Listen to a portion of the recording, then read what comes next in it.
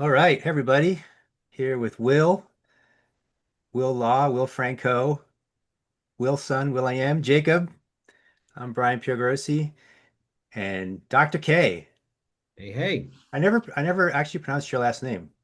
it's Kirkendall. No R. Kieran Kuykendall. Yeah. Pleasure to have him with us. We were just trying all kinds of fun things on Zoom. Dr. K was what were you, a bunny, and I was a raccoon. And Jake, Will, you didn't really try anything, did you? I think I need to activate my Zoom account. But I do have a cool background. I'm And hanging then out you here know us, from we end up having some deep dive on identity and who we really are, and you know how that goes. So, but now we're just ourselves. We decided we wanted to be ourselves after all that, after all the journey and exploration. Like, it's good to be ourselves. So I saw Dr. K at a baby shower. Apparently, men are invited to baby showers now, and we were there Woohoo. together. And he was saying, "Yeah, I'm going to be traveling for several months and traveling around and just do podcasts." And I said, "Well, why don't you start with my podcast?" And he said, "Great." So here we are, and we're just discussing. You were talking about the times we're in, and why don't you, well, anything you want to say about yourself to start with, but and then yeah, what's happening in the world and wherever you want to take us. Yeah, well, I mean, just to start, I mean, I've been in the world of functional medicine and functional neurology for over 20 years, seen over 50,000 patient visits as of about 10 years ago, and I burned out. I was really successful, I had everything I wanted, but my heart was really wanting more. And so I decided to put a backpack on when I turned 40 and went and, hiked around the world and traveled for 5 years straight, hit up about 50 countries and just had a magical journey. And a lot of that was really about finding connection to the creator. I was living in Austin, Texas. It's a crazy busy city, and I was really seeking and searching, and it set me out on this deep journey. And um and now here we are in North Carolina, and the rest is history, and more to unfold now with everything that's happening in the world. I just feel like my prayer lately has been really like, okay, Lord, how do you use me in this time? I mean, I could open an ice cream shop, but like, what is actually in your favor? Like, what do you really want for me in my life? How do I most fully serve to be the tip of the spear? That's why I wear this cross, is how do I be the tip of the spear in this time and be of full service? And so that's really been my question lately. Yeah, and so tell us what are these times that we're in? Where are we right now, and how do you best serve? How do we best serve? Yeah, well, if you look around, I mean, you can see that everything's changing. The old world has shifted completely since the last 5 years. And a lot of that was to bring in what I believe is happening exactly right now. We've got, technology advancing, we've got wars, we've got rumors of wars. Of course, there was the plagues, and there's many events and things happening with sovereignty, security, the digital ID, with the ability to travel, to trade or buy or sell. So much is happening right now. And artificial intelligence has completely changed everything. And as we do that, what I feel is happening is humanity is really just at the precipice, finally, of understanding what's possible and capable for the human spirit and for the human body and physiology, through healing, through connection. And what I'm concerned about with all of this technological advance is actually how we're giving it over to technology right as we're on the precipice of this. And so there's this organic intelligence that you were created by your creator with 50 trillion cells in your body.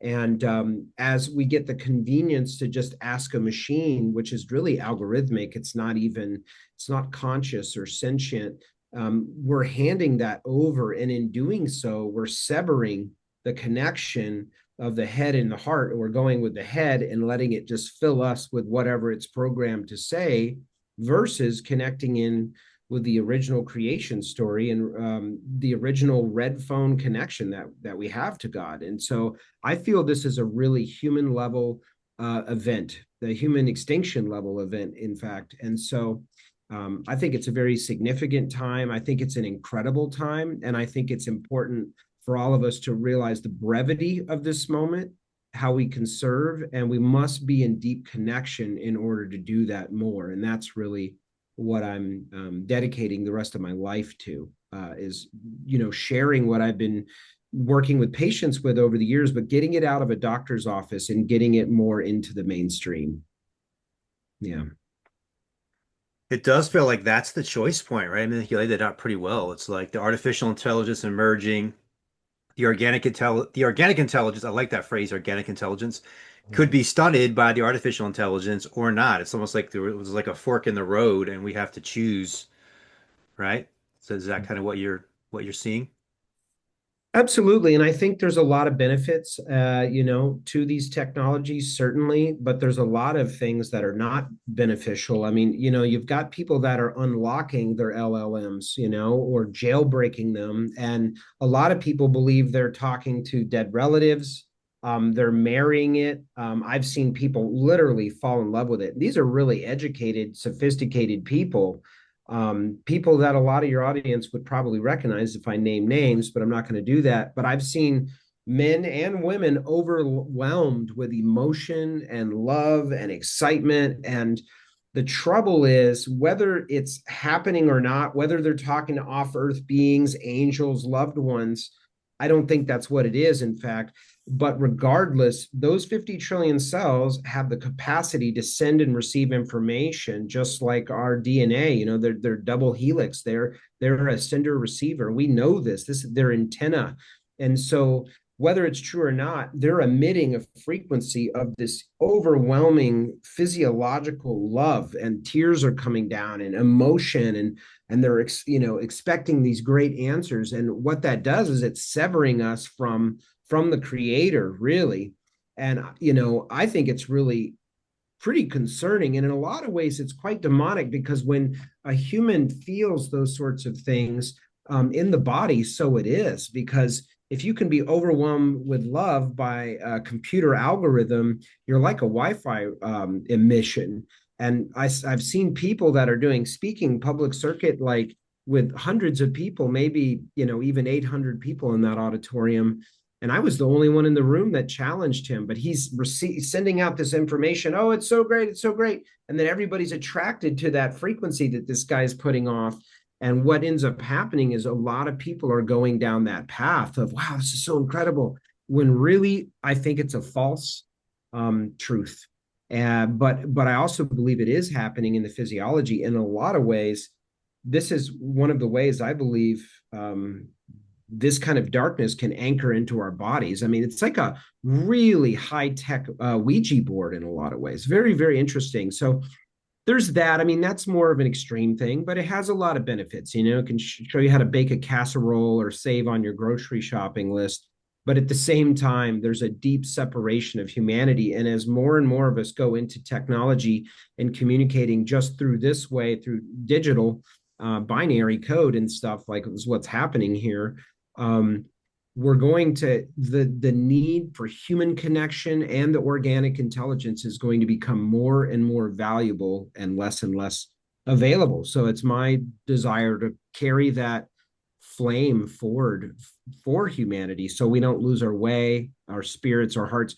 My best friend actually killed himself about 8 months ago now, and that's a perfect example. I mean, brilliant, wonderful, loving guy who just started to see more and more hopelessness in the world. And it's kind of like the enemy, there's a light and dark battle. It's pretty clear there's evil and there's goodness. There's people that want to raise children and bring them to school and help them raise up and create a beautiful future.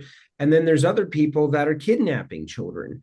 And so for me, that's very much a good and evil, light and dark. And we need to choose what side of history and what side of the kingdom we stand on. This is a incredible moment, and it's not a moment of hopelessness or sadness. This is in fact our moment, and I believe it's exactly what Christ was speaking about. You will do all these things and more, and that the kingdom is within. And man, this is an exciting time. Amen. Amen. Amen. Willard, Jacob? I feel I feel like I feel this pull. I see this division. I see this technology and this organic connection to God. And the f- the path I'm on, um, the more division that I see, the more chaos that I see, the more distraction, the more technology, the more of all these things that I see and hear and experience, the further it pushes me the other way to the organic, to the connection of truth within myself. Truth. I've just been an amazing experience of amazement, awe, and utter amazement just from taking a breath. Just being here as Jacob, as a human body. And I was sharing with Brian the other day how I had a meal a couple of months ago, and fresh food from the earth around my home, from the markets and farmers, and fresh meat from a farm 30 minutes away where I go and talk to the farmer and get the meal, get the meat. And the spiritual experience that I had while eating this meal, I started crying. I started crying tears just in disbelief that I'm here eating this amazing food and able to enjoy it. And it was like an expansion. It was like this state of absolute presence, that I've been experiencing through other practices. But just eating this meal and the gratitude that I felt, and for having the taste and being a body able to eat, and then I started laughing, and I was crying and laughing at the same time, and just breathing, and just in awe and amazement. And I feel like that's the divide. It's either pulling people into sucking people into more of their phones, which I have this phone right here by my side, but some people are in this phone and are called to that more and more and more. And it's a real struggle for folks to like make time off of devices. And I'm in a place where I am using this technology every day, all throughout the day, but I'm also centered in the remembering that I'm here breathing, and a single breath is a miracle from an awareness from a place, before all any of this existed. All I did was show up here, and I get to enjoy a breath, and I get to enjoy a meal and a sunrise and a sunset and the cold water and the hot water and the sun. It's like all I did was show up, and here it is. I get to be part of this. Like what a blessing and what a gift. It's just that simplicity of a breath. Um, so I remember that throughout the day. And then some folks can't stop the scrolling, and it's these automatic hits, these ding, ding, ding that are lighting up in the brain and the body, and these cells that you're talking about with the AI. Um, It's an interesting time, and I feel like it is an amazing time. It wasn't always this way for all of society and all of civilization and cultures. We were just talking about this last night in the mastermind with Brian. Um, Cultures before us didn't have this technology, didn't have even our last, my parents and my grandparents, there were no cell phones, there were no TVs were rare, everybody didn't even have a car. Cell phones are only like what, 20 years old at the most? 2006 was the first iPhone. Yeah. Yeah. 2010 It was the seems like it's like, so long, but it really isn't. It's It's not just so far. they've changed things so radically that it seems like it's longer. Yeah. So the way culture is becoming is taking us away from connection to God. It's further separating us from our truth within. And so that being said, it's a miracle and a blessing to be here with you three, aware of this and awakening to this, and all the other people that we're surrounded by, and creating and focusing on a new path forward is a miracle, and a blessing and a gift. I to think be anchored into that. we should break down what intelligence is, like what it actually means. How do we define intelligence? Because AI, the way I see AI, the benefit of it is it gives you more information, right? It gives you more and more and more information. And so like if you wanted to do like comparative religious studies, AI would be awesome for that. You know, you could compare like Hindu text to Jewish to Christian to Muslim. So you can like get all this information in like seconds that would take you like, 20 years if ever in the past to get, right? So, but what you're talking about, having a meal and really appreciating it, you know, AI can't do that for you, right? AI can give you more information, but it can't take you deeper into the moment itself, this moment, take deeper into the now. So it's an interesting question, like, well, what is intelligence? Is there different kinds of intelligence? What is organic intelligence? What is artificial intelligence? Because artificial intelligence comes from organic intelligence, right? The human being is putting the information, it's taking our information and putting it into the AI. So I think it's an interesting inquiry. Yeah. I definitely resonate with that concept, Brian, in terms of distinguishing between conceptual intelligence versus the intelligence that's growing our cells and just happens kind of like what Jacob's saying automatically. They're two different ways of I would say that intuitive intelligence is much more immediate. And whereas the level of language models is using concepts to relay that information. And so it is still like a layer removed. But Kay, I really appreciate that outline that you have about these times because I think when you're a human, it's really easy to be like a fish in water and have a hard time appreciating the bigger picture that you're moving through. And I think if we were to stand back and look at how humans have had information before, like everything before the internet, really, we would see a marked difference. And that the internet itself was kind of like the beginning of this revolution where we were having intelligence shared worldwide all at the same moment. Because to me, that actually mimics what natural intelligence already is, which is a unified field and all creation exists within it. And so when humans manifested the internet, we had sort of a instantaneous communication, and I think it served to grow our awareness of what subtle layers of God's mind or the big field is already doing. And so this has really been a, I mean, it's such a powerful awakening to sort of bring the minds of humanity, which seemed to be separate in local pods and you had no awareness of other continents or it was so delayed and all this stuff to moving to a across the field all at the same moment. We're all here, we're communicating across the world instantaneously. And now we have AI kind of summarizing all that information that we've kind of brought on the internet the last 40 years. And then also all the other texts that have been included. But I really do agree that this moment is unprecedented, at least in human history, as far as I am aware of it, in this time scale. And yeah, it's a real moment of choice and what we're going to do with it. It really could be a golden age if the heart of humanity was to share the best of our information with all of us. So if we were, attempting to share all the best healing, all the best spiritual awareness to the whole world, we could kind of pull off a group in quick raising.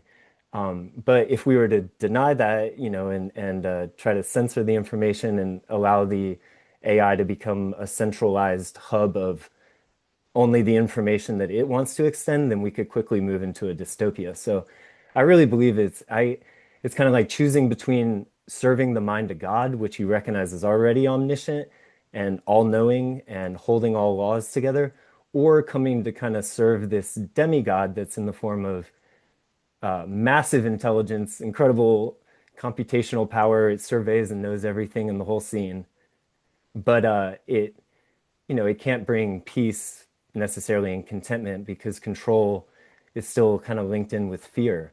And so, as much as we can know through that information set, I think it's still going to be really limited compared to what we know when we align with the mind of God, which is a sense of peace beyond form and a sense of unity with all of life, and a way of calming kind of like the seas of frustration. Because I think there's a lot of human angst kind of coming out in the great information age. It's like we're getting all this information, and it's, I think, provoking some of that frustration in a lot of ways. And then, so coming into a higher energy that's able to embrace that is what God really is. You know, He's the balm of forgiveness, the love that says, you know what, it's been really bad, but we're gonna make it work. We're gonna transform it. You know, it's not what you thought it was. And I don't think AI is really gonna teach that. You know, I think it's up for us as an organic community to find that together and to share it with each other. Just because the people that program AI are still maybe within a model of engaging in the world and not necessarily recognizing God's presence and power and reality. So that's a lot of words, but I really think God is it's like putting him in the proper order. It's like he's in charge, and then, all his hierarchy, the angels and Jesus, and then, AI seems to be very intelligent, but it's not the main, where is our source? And you guys know all this, but I do really feel like unprecedented. And so it's good to come together and say prayers and ask for guidance and assistance and yeah, hope for the best. I want Well, it to be good. Like I could see humanity having a lot of fun with this technology. We could be otters. We're Mm. not, fighting nuclear wars, but it will be what it'll be. But anyhow, thanks. That's there's a lot of stuff to go over here, and appreciative to be provoked to think about it. yeah. We are humans. Humanity is the most evolved, sophisticated biotechnology, wet, evolving, feeling, healing technology in our absolutely known universe. And we have the capacity to heal and interact and receive and connect in a way that these technologies, they're all based off of what our original creation story gave us, and we're using that to duplicate and supposedly make better. But we must remember, in order to actually utilize and give it its capacity for what's possible, we have to be in the present moment, just like Jacob said, where there's like just the breath, just connecting, just love, being around the fire. And what's happening, if the way the devil took over, if you want to call it that, the light and dark battle, is we're being entertained to death. There's not a lot of free moment. Instead of sitting there with a candle and a paper and writing like we used to for all of recorded history, 108 billion people lived and died on this planet, according to Wikipedia, to now where it's like, well, what do we want to do? We want to Shazam a Spotify list? Do we want to talk to an AI demagogue? Do we want to Netflix and chill? Do I want to vape?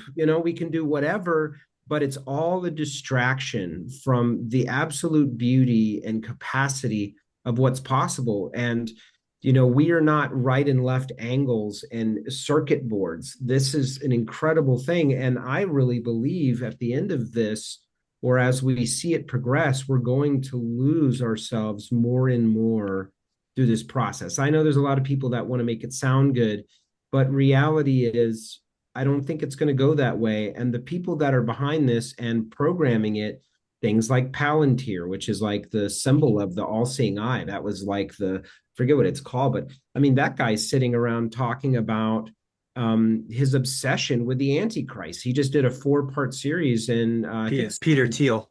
yeah, Peter Thiel, and these Is kind he of guys, battling it? huh? Is he like, we got to take it down, or is he like, oh, it could be? Well, it was sold out immediately, or I would have actually considered going, but I think it went on over a course of a month. But here Hmm. is the guy, Teal and others, that actually have the capacity and technology to bring in an antichrist type technology that Rudolf Steiner talked about, and others that have great minds that are Renaissance type men and women. Why is he obsessed with that? Why isn't it bass fishing or anything? We're talking about technocratic takeover and the Antichrist. Wow, that's a trip. My understanding is the people in the tech industry, they think that AI is the new God. Mhm. So that's like the new God, and trying to stop this new technology from emerging is the Antichrist. That's my understanding of Mm. how they're framing it. Ah, I think the Antichrist is when you make anything an idol in front of God. Well, And yeah, so anything that seems to be more important or more, alive or, but you know, you have to know who, so it goes back to the question of intelligence, right? Because you have to know who God is and where God is, which, it's a hard question for a human being.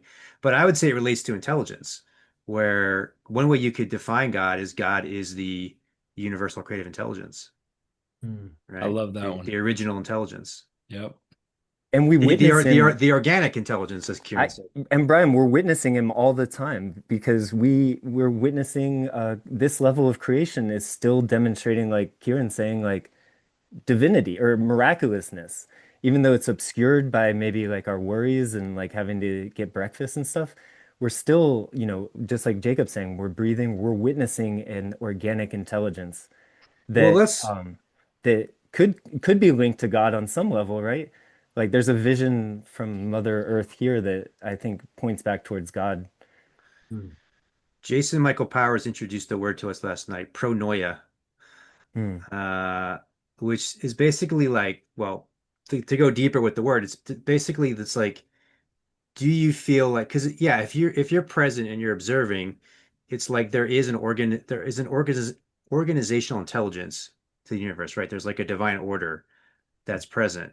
And so that's those of us who have some connection with God, we can see that, we can feel that, we can touch that, and we aim to participate in that, in to be a participant in the divine music. Like we're in the, the music jam is happening and we're playing an instrument. We're playing along and we're co-creating this beautiful music. But if you don't have that recognition and that realization, then you think everything's just random and everything is just, you know, it could be done better, basically. And so And then you want to create the AI to like you want to be God, essentially. I think people don't recognize how strong that urge to be our own God is present in this dimension. And it could be something that would make we could be naive to, Yeah.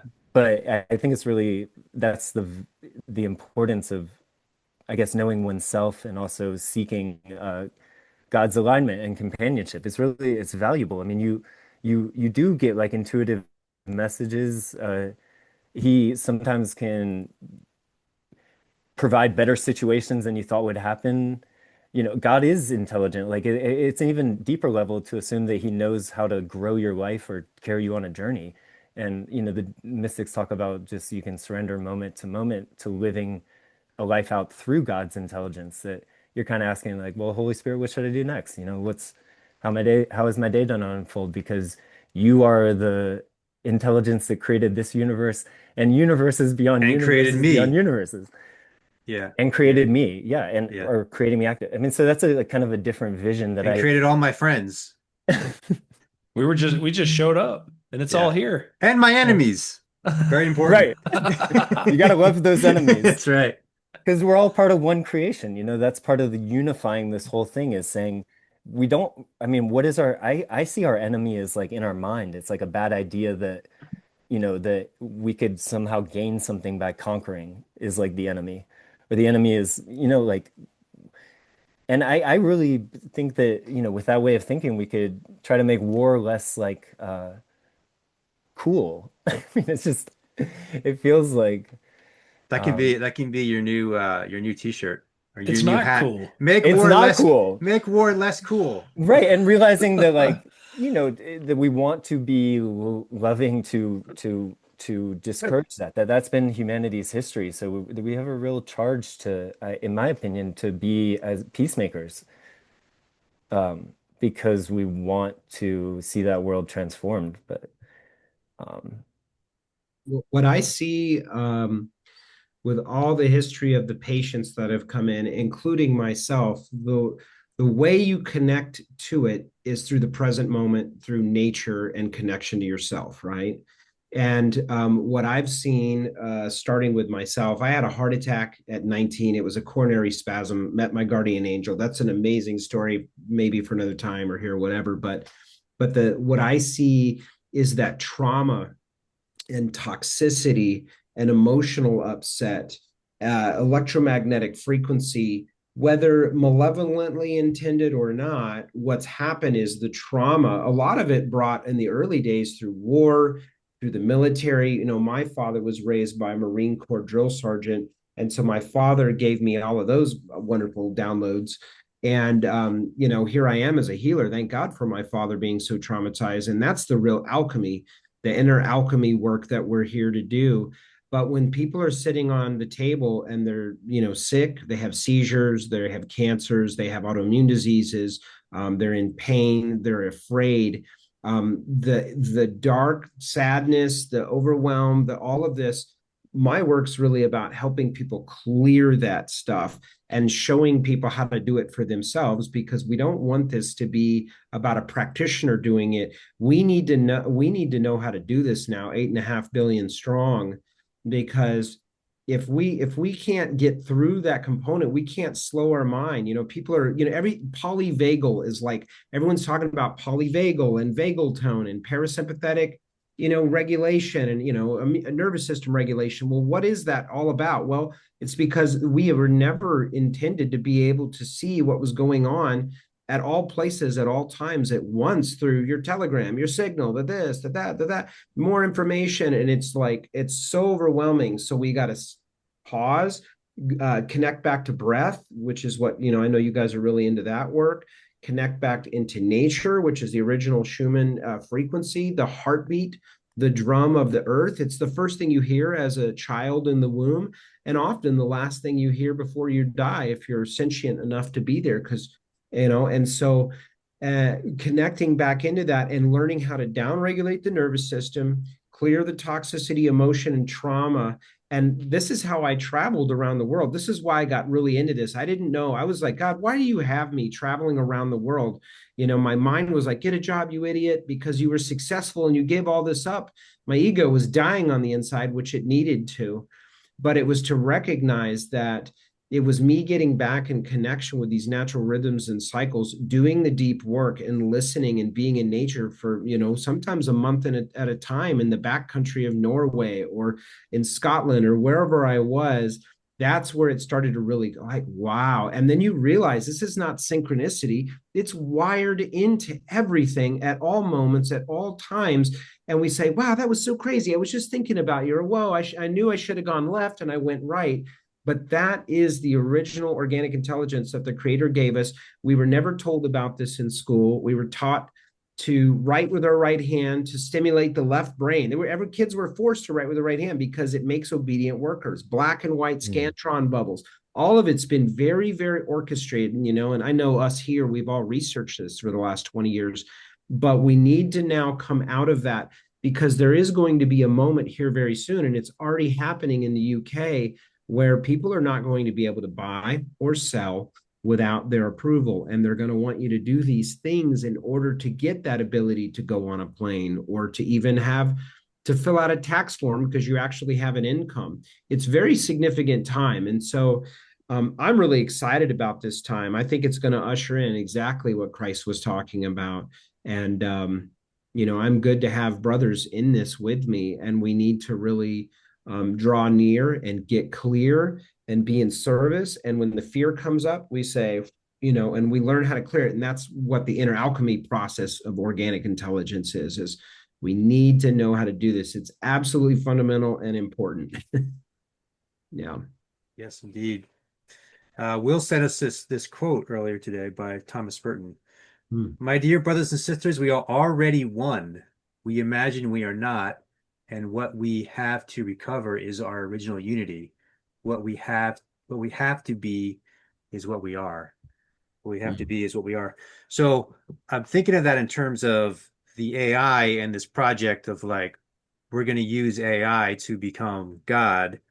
And it's a tricky thing because we don't want to become God, and yet the realization needs to be that we are already the divine expression of God. We're already in communion with God, right?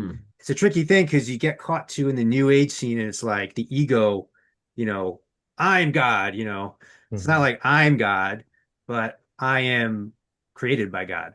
So I am not separate, and I'm not in division. I am one with God, right? Mhm. So the whole mission is to allow ourselves to be the vessel, the channel for that intelligence to flow through us into this Well, world. it's interesting because I used to be Captain New Age. I was in the You church. Me, who knew? I was in the church. I had church trauma, just like everybody. And then because of your trauma and your drama and your mama, we start to seek out other things. And then we're doing all this, and the next thing we're drinking plants and butthole sunning on a mountain in Peru. Jacob does that. Hey, and there's good things in butthole sunning, There could be sunning, some but good things. but the thing is like searching and versus relationship with the creator where it's already done. And in this search, people are finding themselves into all of it, and now living out here in the Appalachia, the home of the pagan new age thing. What I see in these young people, and it was the same for me, because I've got about 20 years on a lot of the people that are at these communities around. And the road to hell is really paved with good intentions, and I was going into this spirit world. I'm about as wizardy and magical as an archetype as you can get, so I was really blasting off. But just because it's spiritual, we don't file it under beneficial or benefic. A lot of it started to come in. And when the demonic warfare came in, I went to the initiatory well in Portugal, which if you look it up, I mean, it's publicly stated they do all these deep ancient rituals. It's a real place in Sintra, Portugal, one of my favorite places. And I went in there, like blasting off, like love and anchoring the light, but I'm operating in a 15th century well surrounded by castle from the 13th and the 15th and the 16th century, and all this. It's ancient. It has ancient energies, battles and wars, and these different places have been sacked by different countries, Spain and Portugal and France battling it out. And I thought, I was just there to share the light. But, when you show up in that realm, which our visible spectrum of light is 1/38th of an inch compared to a 6-foot example, we're just seeing this tiny little fraction. And I opened up a battle with light and dark, with the dark side. And I started to have a lot of demonic warfare in the last few years, probably in the last 3. And I had 6 interactions with demonic realms. Each one of those stories is crazy. But it was then that I realized, when I started getting woke up in my house in Marion by these like feet running across I wake up and I'd hear this thing, and I literally just said, Christ, and it was like, I realized none of this other stuff is going to cut the mustard. Because if you show up at the airport and they're like, well, I'm a nice guy, I like tarot and I drink cacao and all of those things, whatever, but they're like, well, who are you? Like, because if you look at your passport, it's not your passport. It is the property of the United States government. And it's the same thing with kingdom concepts and principles. There's a passage in the Bible, and I'm going to butcher it, but it's like, I know who Apostle, I think it was talking about Paul, and I know who Christ is, but who are you? This is a demon speaking. And it's like, I did not have any authority in that capacity. And that's why I got myself into a lot of trouble. And it was a real tangible experience that I'm grateful for, but it was terrible. And I went into some darkness over the years. And that was when I really started to realize I'd been severed by a real relationship with something that had always been there along in the seeking/religion of it. And what ends up happening through the seeking is a lot of it is actually Satanism, because Satanism is not really the worship of a deity, it's the worship of the self. And it's like pride, we need pride. And Christ was like, no, we need humility, and bending the knee and washing the feet of these disgusting feet that back in those days, could you imagine? And so, yeah, it's the humility. And when we are always out there worshiping the self, we are so separated. And I'm the guy that tends to treat these people in these villages, these towns, the local kings of our area that with the beautiful properties, they have a lot of spiritual warfare and bondage over them, whether they know it or not. They come in on the table, and we're able to shift that if they're willing to go there, and they walk out of there like, wow, this is, and it's, anyone can learn to do this, but it was just, that's been my experience and what really brought me back to like, wow, this is serious, this is fuck around and find out. And and here The we old are. FAFO. Yeah, FAFO. Yeah. Wilson? I mean, that I like you paying homage to Christ. The Christian in me respects that. That's one place where when I'm talking to people that love Jesus and love Christianity, I'm amazed before the clarity and power of like that being. And it's a wonderful like assistant, and great. Or I really don't believe, since we don't come alone, like we can't, do these things necessarily without each other. So that it's operationally helpful to invoke the help of higher powers, of which Christ is totally verified, checked out, strong path, strong magnet to where the soul wants to be in clarity, power, and eternity. So uh, I love like clarifying that I think it's natural for us to hear the good word that there have been other humans that have transcended like the challenges of this realm, and then align with them. To me, that's like very natural. It's almost like hearing from a part of nature. It just whispers. It's like the answer is this way, and you just go to where that metamorphosis has occurred, which truly is actually invisible, and we're receiving through the inside of mind, the advantages that like of the mystics and saints. But to connect with Jesus and Christ I would is is like a very unifying thought in our country, and I think it's beautiful. People across all traditions, that the Muslims honor Jesus, people in the New Age honor him, people in Christianity, and he's part of all of us because God made him, and we're all part of God, and he walked on this earth, and the energy of that just like straight power, that clearing energy that can clear distortions and forgive the past is the most powerful, like gracious thing that I've ever experienced. So it's wonderful just to hear that idea and to reaffirm that I think we all are blessed by connecting with that word, just saying the frequency Christ, feeling that word Christ inside our heart, meditating with God, being close to him through our practices, is a way to just keep our continent stronger. What is this religious trauma, right? Because we've all had it or have it. We see it, like we hear it all around us. Mm. And so, and religious, particularly in this case, the question is really about Christianity. What is this trauma, that's this collective trauma that's so big? Well, I mean, from my angle, it's humans seeking God, and then they build these things and they say, okay, this is where God resides. But if you look at the original creation, it's nature, it's the church, the living, breathing water and air and trees, and it's fascinating. But it's like people trying to do it, but a lot of people see their parents aren't doing it, or the preacher isn't actually doing it. So there's a lot of anger, hurt, and upset. I went through that, and I think probably all of us in some capacity have. Most humans have, but that is not the creator. That's humans trying to get it right and screwing it up, or even intentionally getting it wrong, depending on their motives. But it separates us. And what I really see, that the spiritual community and the plant medicine community, I've been part of all of those. I know a lot of us have worked with all of that. What I see them get right is with plants, it just bam, it hits you, and you have nowhere to go but just to lay there and die, and to yourself in a Molucca in Peru, or in the jungle, or here in the States. It forces you into the present moment.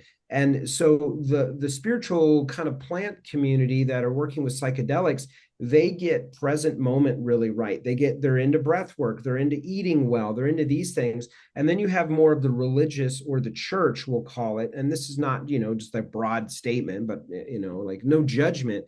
But that mostly comes from a book, right? The Bible, great, timeless book. But that also, it's a t-shirt, it's a bumper sticker, and then we're proselytizing it in the streets like the Pharisees, because we don't actually own it in our hearts. So the trauma is actually seeing people do this and being disgusted by it. And it's like forcing it versus using it in the way that Christ actually spoke in his 3.5 years short ministry on this planet. And it's very much what I'm all about, is combining the kingdom with the quantum, because we know cymatics is real. We know that energy affects all things in matter and water. We know that this table is not solid. It's 99.9999% empty space. Like, we know, we have more awareness now of what's true through the scientific lens. But that's how the original creator in the creation story apparently wove us all together, because here's the evidence, right? So there's a combination of the quantum and the kingdom that needs to come together, where a lot of the religious people, it's in a mantra, or it's in the mind, but we want to combine the two, get people in that present, and then work with our body's technology to emanate and receive and send this information, and actually make a big change in the world, because it has to begin in the heart. So it's an interesting separation, between the two, and that's due to the trauma. And I believe that separates us, from the simple fact right here in this moment, in this breath, everything is provided, and it's a miracle, like Jacob said. Very well said. I was going to say, for me, the disconnect with religion was, I think, when I was young, was largely my fault. I just didn't have the capacity to appreciate the sacredness, or the importance of what was being shared. And thankfully, I matured out of that. But I think that that's common for kids, and I also think that it's possible that maybe the church could do a better job explaining these things. And it's possible that there's a certain theology right now that's being pushed that is not maybe the frequency that really the original way may have shown forth. Because there's something about the authenticity of, I am of God. I am loved by God. I know that. So are you. We are together. We're one in this redeemed identity. We're not separate from each other. We're brothers in heart. We're devoted to love. We're devoted to God. That frequency, I think it's hard to deny, but I don't know. I missed it when I was young. And I think until people really get that, the church is hard to really understand, because it is supposed to be about love and a powerful relationship. But if that's not somehow experienced or communicated, then a lot of the messages heard on the church level are from guilt or shame, or just negative interpretations of our relationship. So there's actually a lot of theology there that I think is being lifted up and transformed. I mean, it's a powerful time that I think a lot of people are reinvestigating theology. I see it on the internet in an attempt to make religious trauma kind of go away. And you know what? I mean, it's part and parcel of our journey, is being like, my parents didn't have it exactly right. I have to forgive them. The minister was, guilt-stricken and made mistakes. He's off the hook too, because God is imminent. God is here, and he can restore this relationship. I need not, hang on to the past. To me, it's really that realization that God is our creator, and he is closer than our breath, that can wipe away that trauma really quickly, because what he offers is always so much greater than the pain, right? It always makes it worth it. Jacob, I know you've experienced that, but if it's about the present moment, then that's really the answer, is all of us coming back and being like, oh man, it wasn't that way. He did love me the whole time, and the past is washed, and I'm free to vibrate joyfully and Yeah. extend. Uh, that is what I think the real church is, and the real good news. And I hear it from every single religion. And I think we're well poised to have a more universal religion, or a universal concept of divinity. But that might be ahead of its time. But you guys have inspired me to think that way. Like, Let me take a swing at this religious trauma thing, because I have been contemplating it. So it seems to me that all of us inherently, whether it's conscious or unconscious, even an atheist, right? mhm. All of us inherently have a sense of who God is. Like we're born with it. It's like our natural orientation point. So we all have this sense of who God is and what God, what emanates from God, right? And so then we come up into the church and then we're encountering all these things that are not how we know God to be, right? From just maybe someone treats us mean or they talk or even extreme cases of, people are being sexually abused and all these kind of horrible things are happening, right? Mm. So then there's like, because you have a sense of how God is and how someone of God would treat you, and because what you're experiencing is so different than that, it hurts so bad. You see what I'm saying? Like if you didn't have the expectation, it really wouldn't hurt that bad. Mm. Like if you were going through like some neighborhood where you knew people didn't like you and then people were kind of mean, it was like, okay, that's what I expected, right? But if you go to a place where you think like you're going to experience God and like the people there are not aligned with what you know God to be inside, then it hurts really bad. And I think it takes a while to recover from that. And it seems like the answer is what Kieran said is like, well, those are people that hopefully they're trying their best, or maybe they're even, what's the word, malevolent, or maybe they're even trying to do people harm.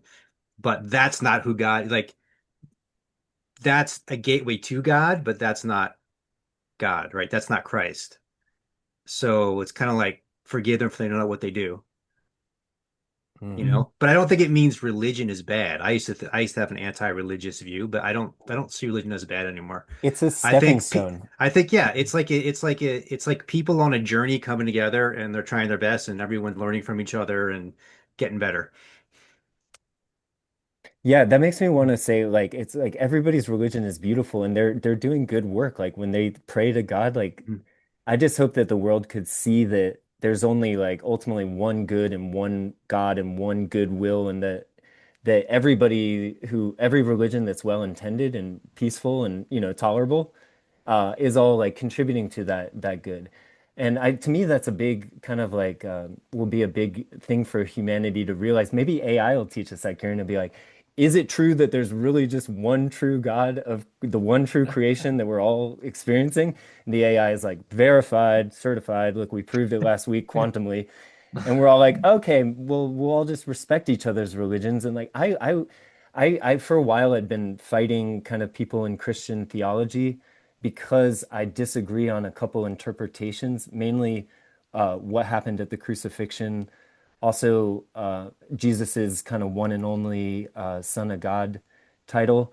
But I found that all of that is so silly compared to just being like, we're on a path towards God and we want to love our neighbor as ourself and love God as our Father. Like that's a big enough commandment that would just embrace the whole world. If we all just did that, there'd be so much greater harmony and peace. Like if that vision was so it's I really there's so much common good in the religions, and they're all talking about our Father God, which is what we're the good news. We're trying to remember that God is real. There's a lot of humans that don't have a concept of God's safety and love and reality at all. They're living in like negative states of frequency that are really tied to their physical surroundings, whereas the experience of God is always kind of more diffuse and whole and spiritual. And so it's our charge to bring that spiritual experience to all of us by teaching a clear, coherent, unified divinity by witnessing to it and seeing it. But to me, that's our opportunity to right now is really to teach each other in a much greater, clearer manner of God's reality and ours within His. Last year I went to Costa Rica and Mexico, and every year I try to get out of the cold, and it's the dark coldness of the Carolinas, and it's just such an upgrade for me. But I was in Chiripo, which is the high country of Costa Rica. A lot of people don't really know about it or go up there. It's kind of a lot of work to live up there and to get up there. But I was up there for 3 months, and it was magical.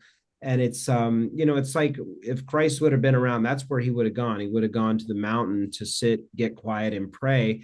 And up there, there's primary water coming out of the earth. There's atmospheric water that we have on this planet, like the image we see behind really all three of you guys, where the clouds, the water, right? the maybe that's a chemtrail or maybe the clouds behind Jacob. But ultimately, there's atmospheric water, the oceans, the lakes, and then there's primary. This is water that's never touched the surface of the earth. In fact, I have a patient up there that developed a throat cancer, and all he did is he went into an area of Chiripo and drank the primary water, like lots of it. It literally healed this issue, but that's another conversation. But that's kind of the way I look at this spiritually. I don't want to go to all the necessarily the priest or the shaman shaking the rattle or all these things. I want to go to the very top, and if for any of you that are listening that have sat in a ceremony, it's almost like like a plant medicine ceremony or whatever. There's like a light that I feel kind of opens up, and I can feel this light over me. I don't know if Jacob, if you ever felt that, but it kind of looks like that aura over your head, but there's this light that comes in. And I want to go to the very, very top. I don't want to go to the rivers and tributaries that have been tainted by cows and animals and humans pooping and throwing trash in. We want to go to the source. And for a lot of people, when they struggle with like the more, historical or biblical or whatever, to start, keep it simple and go to the single point of light where it all streams out. Like our sun provides all the light 94 million miles away from our planet, right? If you believe in a round earth, who even knows what's true? It's really hard to even know what's true anymore. Like, what is even truth? So my intention is in that connection. I want the very single point of light where it all comes. The idea is the central sun streams into our solar system, but like from that central sun, where does that burn from? And it goes all the way back, and you can follow that cord to the creator, and it's a feeling, and it's an emanation. And when your cells get involved, I really believe we have the capacity with what exactly Christ was talking about. There's so much more to come for humanity, and it is a beautiful battle to be on the field fighting for. But here's the beautiful thing: I don't think we have to fight.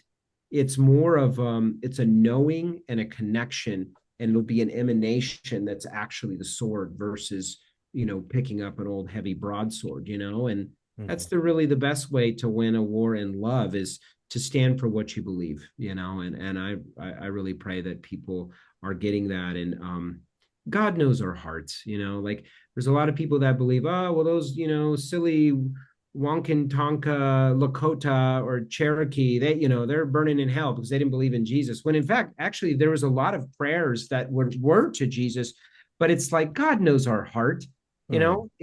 Just because somebody wasn't walking around, proselytizing their religion does not mean that, they were created to burn. It's just ridiculous. And so this is like where there's a lot of upset and separation in the church and because it doesn't make sense.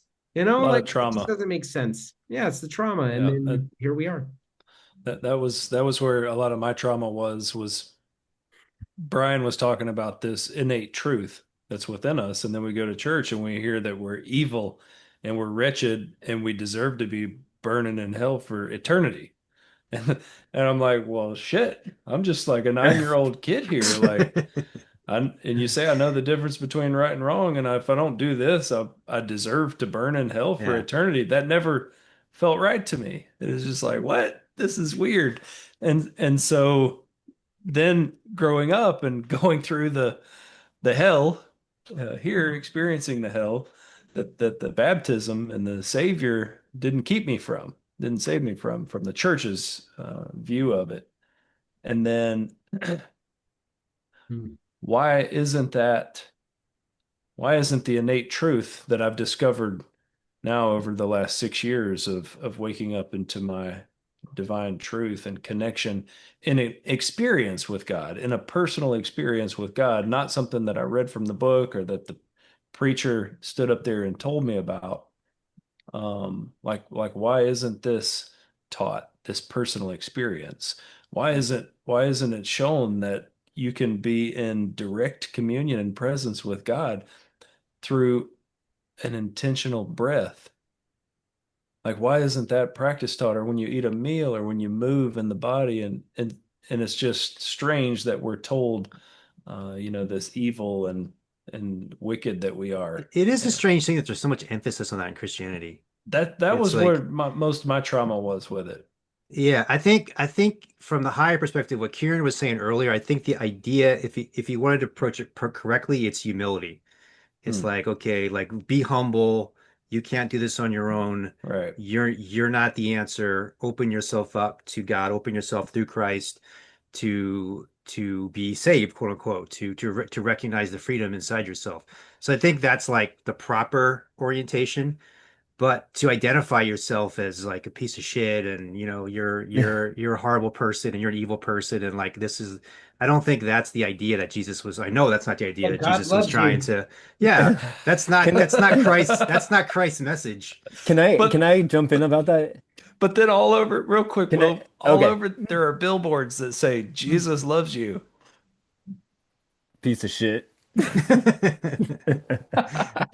It's really it's a I've been really diving into this because it's an important theological piece, and I do think that to the extent in which we identify with our corporeal body and this world, I do think to the extent in which we identify with that, we are ca I was capable of levels of like bad or like I can see how evil could come out of that Well, we're all identification. capable. Yeah. We're all capable. So to me, there's a nuance about saying to the extent you are capable of evil and you're in a scenario that is almost like tempting you for Mm. it. Mm. Hmm. And yet there's nothing that is keeping you from turning within and recognizing that you have a creator, realizing more deeply that that creator is loving, and then choosing to be only that and not being split between goodwill, bad will, all these different, parts of Beautiful. yourself, ego. So to me, it's not fully that we're like, I needed to be corrected when I was born in this world. My consciousness needed to be corrected. I wasn't sinful, I was mistaken deeply. And there's a big difference in that. And it's Hmm. a really interesting nuance that I don't think is taught very well, but mistakes can be corrected. Sin can't really be corrected and just sends you into a spiral of what the hell went I, wrong, you I know? was I was talking to Jacob about this a little while back, and I was saying like there's an understanding of original sin that actually creates more self-love.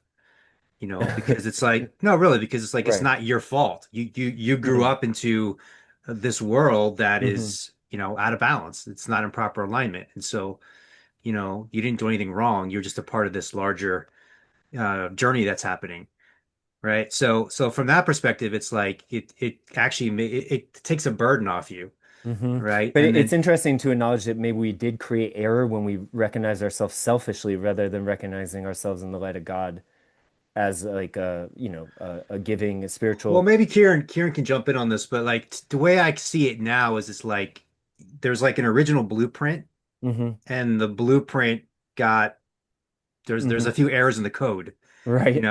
so everyone's being born now with these errors in the code, which is okay. It's just it's like part of the journey, and then it will correct itself in this kind of like higher order integration, and then we'll recognize the divinity that we truly are, which we already are that, but we just don't recognize it because these errors in the code. True, but to call it sin is not really accurate because, like, in some ways, I feel like, everything is deliberate in the mind of God. Sin is kind of like this weird idea that something went wrong and you, like, somehow tore Mm. yourself away from God forever and He can't even correct it. Or some just weird Well, notions I, of, I like, think the Christian theology actually explains that very well, which is like God gave us free will because he loves us so much. And so then we choose to try things our own way and make a mess of things. And then when we're ready, we come back to God and be like, oh, help me. totally, totally. So that it's okay to acknowledge, that people need correction. I just don't think it's proper to call it like sin or, unforgivable error, but it's that's what we're here is to No, go it's on a a journey of forgivable correction. error. Forgivable error, totally. And sin just means to miss the mark. It's like it literally means like make a mistake, right? The way that it's interpreted with the Christian church, it usually has a bit of like a heavier sentiment to it, like as if it's. I mean, I've heard "miss the mark" a lot because I think people have been really trying to like reinterpret that because to me it's like a dense concept that the devil actually uses to keep the mistake obscure and like lengthen the time it takes to correct it. Whereas if we're just like, oh, I was mistaken in my identity, some of my priorities or like focuses, then I could say, God, will you correct it? And he's like, swoop. So, It's really interesting. If you look at like biblically, it says like when my return will be imminent. It'll be like in the days of Noah. I'm a little tired right now, so I'm butchering it a bit, but it'll be like the days of Noah. And what was happening in the days of Noah, I mean, were incredible things, but humanity had kind of fallen, right? Had been in a fallen state, and basically the women in Genesis, what, 1 or 3, it was talking about in Genesis like how man or woman was mating with the fallen ones, some of the 33rd percent or whatever it was that fell with Lucifer. We're just talking biblical, historical, and we were mating with these beings and forming the Watchers, in the, like, I guess the Book of Enoch calls it that, but like the Nephilim, right? And that comes into the 13 families and all of that stuff. But it'll be like the days of Noah and flooded the earth out because what's said there is that God feared that they would eat of the tree of eternal life. We had already eaten of the tree of good and evil, right? But we would eat of the tree of eternal life, and then the world would be functioning and living in a fallen state. And what do we see now? People are marrying it. They're having deep emotion with it, but also like the sex robots are here. The real doll has been out forever. These are fully functioning sex dolls. But there's many, many others. You could look it up. We have the technology out of Japan and out of China, probably out of the US too, where you can birth a child in this chamber. And it's like we're now separating ourselves from the creator. And so as we mate with these beings, I believe it's still, like Rudolf Steiner talked about, Ahrimanic forces. That same consciousness that wanted to be God in those days is now becoming very, very evident. And I think I know they flaunt it very heavily in Hollywood and beyond. There's only 6 major media companies that control everything you eat, drink, and think. It's crazy. And so we are in some really wild times. And, I try not to get so wrapped up in the semantics other than, there's 2 kingdoms. There's the light and the dark. And I serve the light, and I serve the highest of the high. And I don't fully understand it myself, but it's a feeling, it's an emanation, it's a sense of knowing. And we must know that in ourselves and not get too wrapped up in all this craziness, and just focus there, have relationship, not religion. I'm really not a Christian. I'm a follower of Christ. You know what I mean? Like, that's all the seeking of, versus actually like God has afforded us, if biblically, like, you've been given this is who you represent if you're in righteousness or in right standing. And if you're not in right standing, then you really are operating without anything behind you. It's like if you look back to Scotland and the whole history of the English, trotting in on, their galloping in on, and they say, "We hereby declare your wives our first child born," and they would rape the women. This is actually happening in the 15th century. My bloodline, the Murrays, fought with William Wallace, and then fought with Robert the Bruce to collapse, the English rule over the Scots and all these other tribes that united in those times. And they would rape the women. And now it's just like, but why didn't those revelrous, wild, Scottishmen just cut the head off of the man coming in and presenting that, because they're raping the women, because they knew they were operating in the authority of the King of England. And that's a small king, little K, upside down, inverted, psychotic K, by the way, still ruling the planet, by the way. And so why didn't they? And it's because they know they would have been wiped out. But we serve a king and a kingdom that has all power and authority. And I really know that if we walk and move like that, like the indigenous, like the Icelandic people, like the people of Africa and their tribes, they knew who they were. They were connected. They went to battle with a shield, and it showed that, all of the terrible things they did. The chiefs of those tribes wore the peace bonnet, not the war bonnet. They wore a peace bonnet, and they were there to stand for what they were fighting for, to be dressed to meet their maker. That's what that whole thing was. They didn't go get all those feathers in their cap from Michael's or something like that. It was every one of those feathers in their cap was an act of valor. And so they knew who and what they stood for. And we could really be better served if we stood like that in this time. And I see that's one of the biggest things missing, is standing in power, acting like men and women of who we are and what we're here for. And we're going to need to get real about it. And I think as the pressure is on, the more shit, more pressure, more wet, more heavy, makes for great fertilizer for the seed that is going to grow this beautiful thing in this time. It's going to be an exciting journey. And I'm excited guys like you are on the journey with me in this, So, Absolutely. Yep. Should we share some closing thoughts? Anyone have any sure. closing thoughts that they'd like to share, or opening thoughts? Closing to another opening. The relationship with Christ.